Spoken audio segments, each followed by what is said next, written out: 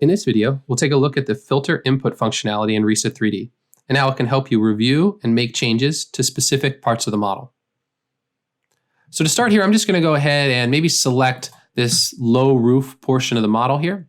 And so maybe this is the portion that I want to review. I want to look at the different categories and the different inputs for only that particular part of the model.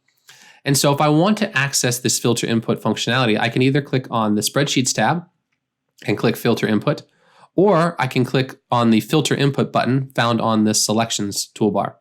So I'm going to go ahead and click Filter Input. And when the dialog opens here, we can see that we've requested to filter items from the input spreadsheets. So that's all the different input spreadsheets here. And that includes nodes, members, wall panels, plates, solids, etc. And we have two main options here. The first option is to filter out unselected items from the input. Basically, that the spreadsheets will show only the items that are in the selection. The other option is to filter out the selected items, basically to remove those items that we've selected from the input spreadsheets. In this case, we want to look very specifically at only the members we've selected, so we want to get rid of or filter out all the unselected parts of the model. So I'm just going to click yes.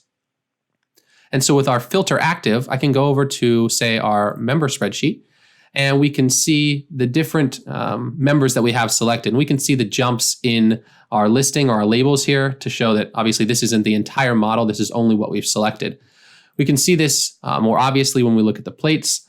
We have a much smaller listing of our plates here because of what we have selected. And so this makes it easy to maybe only review a part of the model in the spreadsheet. Now we can use this feature in conjunction with our selection techniques to really look at a very specific type of member or selection of member. And so I'm going to go ahead and disable our filter here. So yes, I want to disable our filter. And I'm going to click Escape to remove the selection.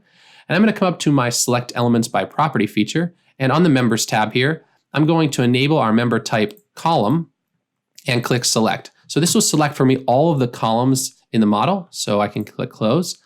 And so I can see I've got 101 elements. Now I can make changes here in the Properties panel.